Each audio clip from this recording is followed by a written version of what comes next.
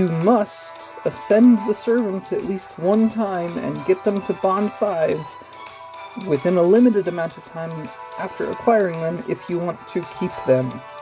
I know that is not how you expected this video to start. I am saying that up front so that nobody who watches this can claim that they were not presented with this information. Hello and welcome, I am Ethan.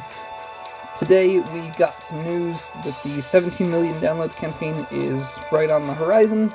So I'm going to go through some of that information and talk about the most important thing, which is the free 5-star that we're all going to be getting, the free 5-star selector even that we're all going to be getting. So let's go ahead and get into this information.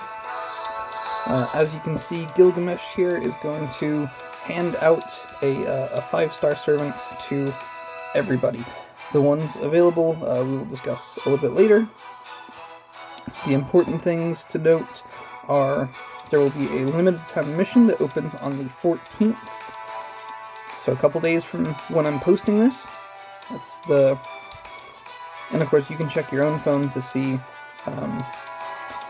this information as well, but I know you people never read the patch notes, so here we are. So you will clear the limited time mission. It's presumably going to be very easy. I haven't looked at it, but usually these things are like, kill this one enemy with 10,000 HP or something. It's pathetically easy. From clearing that mission, you will get this ticket right here that you can see on the right side of my screen, which you can use to temporarily add to your roster one of the 25 5-star servants that are going to be available. You can exchange that between the 14th and the 30th of next month, so you have quite a little while to do this. I think that is also the window that you have to satisfy those conditions that I mentioned right at the beginning of the video. If you choose somebody that you already have, I think these conditions are already satisfied, essentially. If you do not fulfill the requirements to currently add the 5-star servants you exchanged for the 17 million download celebration ticket by 6/15, there you go, the servant will be removed from your roster. Please be aware of the time limit. Please be aware of the time limit, guys. I really do not want to see any of you get lazy and not bond farm a little bit for your servant and get them taken out of your roster. So please make sure to get that stuff done. So here are the steps once again. Perform Ascension at least once, and raise the servant's bond level to 5. Now that Ascension part is going to be very easy, as I'm going to prove in just a minute. The bond part should be pretty simple as well. Just stick them in the back row of your farming team, or whatever that you're doing, for a couple days, and they'll get to bond 5 very quickly, I promise. Just make sure that you do it. If you exchange for a 5-star servant you already own, and the servant you already own meets the requirements to permanently add a servant, the 5-star servant you traded for will automatically become permanent. So if you're choosing to get a duplicate of somebody, which is not really how I recommend doing this, but if that's what you have to do, then there you go. You don't have to do anything if the one that you own already satisfies the requirements. Okay, before we start talking about the servant selection pool, I just want to briefly go through some of the other things that are going to be associated with this campaign. As with most download campaigns, there's going to be a lot of very generous rewards. You'll get all this stuff just for logging in. You'll get this stuff for logging in also. So lots of valuable stuff. 10 summon tickets, pretty cool. Rare prisms, 4-star foes, bunch of EXP. The servant that you choose to exchange for is going to get double EXP for this duration. There's going to be added master missions that will give you a bunch more EXP, more sync quartz, this command code, which is pretty strong.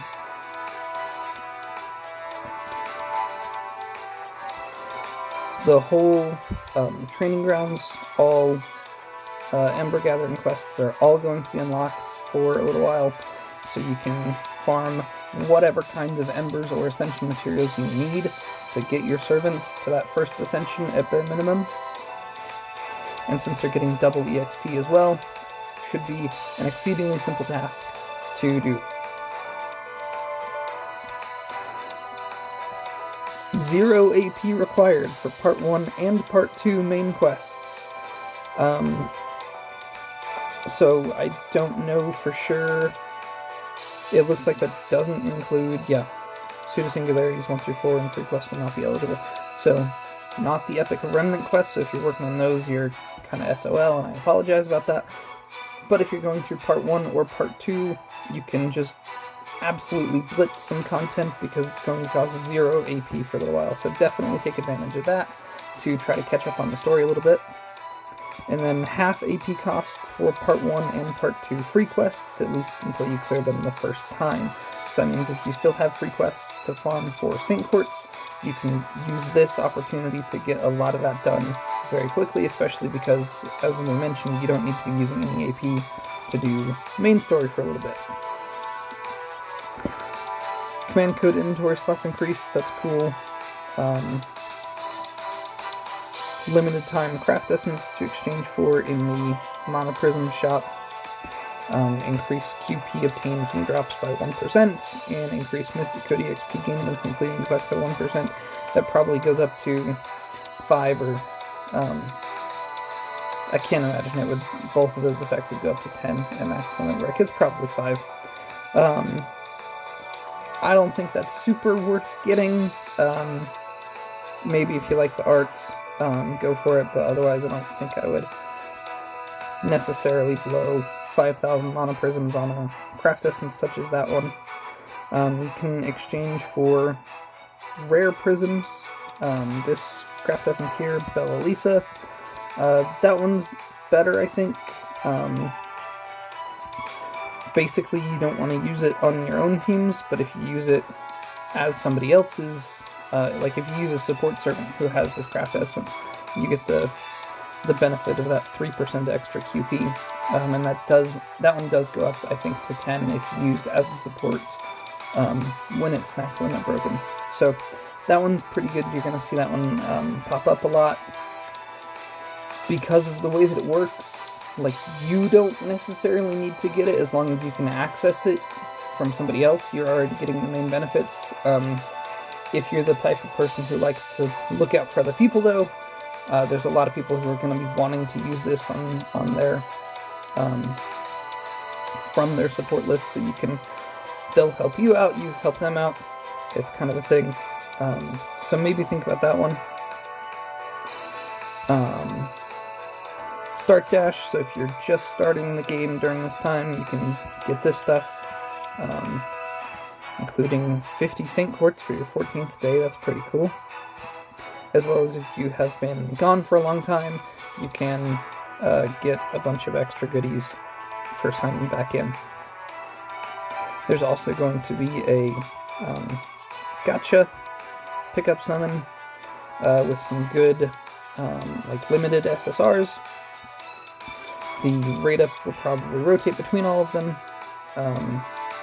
So if you like Musashi, Gilgamesh, Ishtar, Brynhildr, Skahak, Da Vinci, Kintoki, John the Arc Altar, all quite strong servants, and several of whom are pretty hard to come by. So definitely consider that one if you're like not saving for Castoria or Summer or any of the other upcoming stuff. Pretty good banner to throw some courts at. And here you can see the solo rate up rotation that they're going to be under. This is going to start before the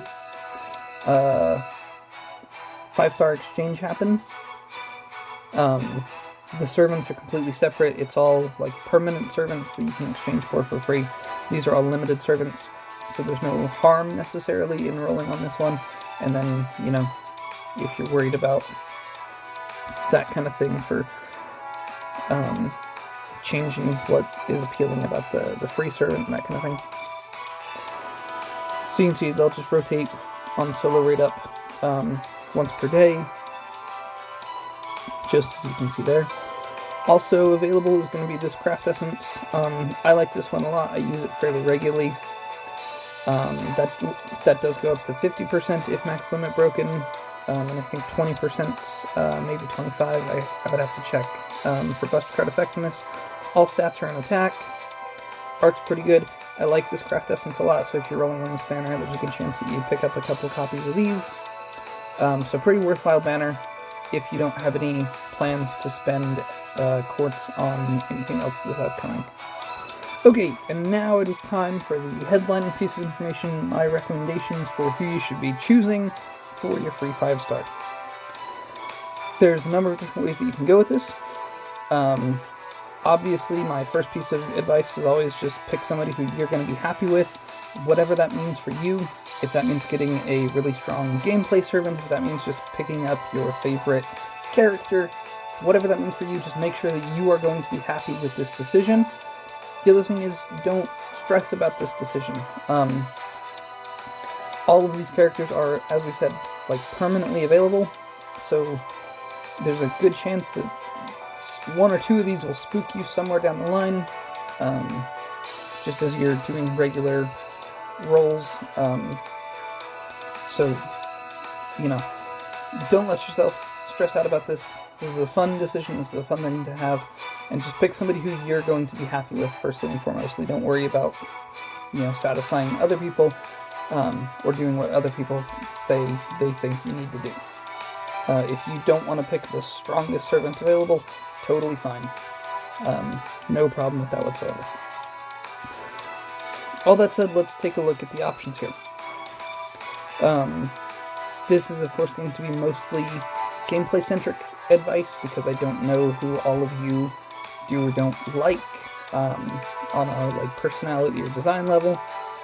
Gameplay-wise, Artoria is going to be the best of the Saber options. Probably Napoleon for archers. Enkidu is very strong, although his gameplay is a little bit complicated. Karna has the best AoE damage among any Lancer, regardless of rarity, as it currently stands. So he's really good if you need a strong AoE buster farming Lancer, which are kind of hard to come by. All of the riders are pretty good. Achilles, very strong. Europa, I haven't used a ton. My understanding is that she's a little bit of an all-rounder, kind of not really specialized into anything. Ozzy is one of my very favorite servants in the entire game. Really strong. I think he holds up really well even today.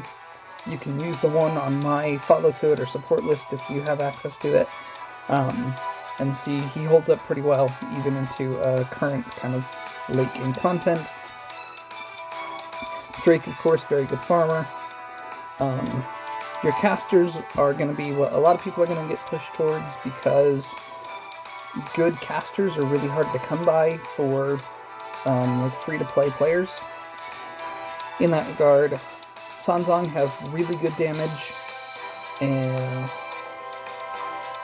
Tamamo, that's her name, is very strong art support, especially with Castoria being right around the corner. That's going to become a very prominent and viable style of gameplay. Waver is, of course, probably the best pick. We're going to talk about him more a little bit later.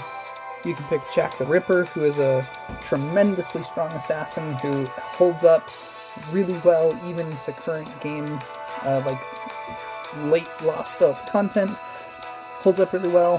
Has never been buffed because she has never needed it. She's still probably a top-tier assassin right now, in spite of the fact that she's never been buffed and she came out forever ago. I don't really recommend any of these Berserkers too strongly. Shang Yu is a decent farmer, although if you have Lancelot Berserker, he kind of does the same thing just as well. Jeanne d'Arc is going to be like my second most recommended choice after Waver from most players. So with those two now being mentioned, let's talk about them.